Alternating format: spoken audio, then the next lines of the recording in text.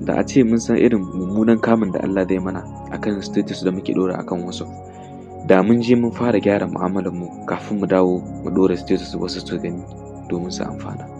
Wannan kawai muna cin amanar junanmu ne, domin duk abin da muke ɗora baya aiki a kanmu. Hasali ma muna cin amanar junanmu ne, kuma muna cin amanar Allah da manzansa.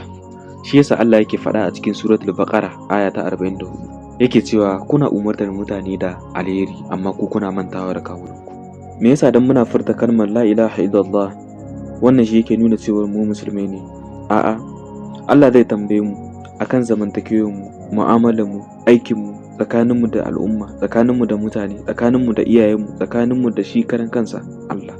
Ta yaya ba mu gyara mu'amalar mu da kanmu ba, za mu tallata addinin mu? Ta yaya za a wasu su addinin mu? Da a ce faɗar la ilaha illallah ita ke kai mutum aljanna kai tsaye, da kowa ɗan aljanna ne.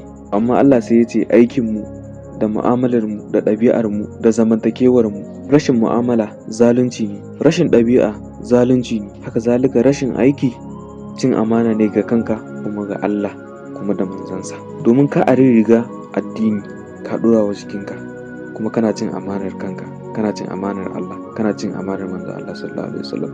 Ka ce kana son manzon Allah sallallahu alaihi wasallam amma baka koyi da shi. Ka ce ka yi imani da Allah amma kuma ka butulce masa. Ka ce kai musulmi ne amma kuma aikinka baya nunawa. Ka ce kana da imani amma kuma baka da haƙuri da juriya akan abin da yake daga Allah ne ya zo. Ka kasa karɓa abin da Allah ya ma amma kuma ka ce komai daga gare shi yake fitowa. Idan ka samu sai ka ce Allah ne ya baka, idan kuma ka rasa sai ka ce wani mutum ne ya hana ka.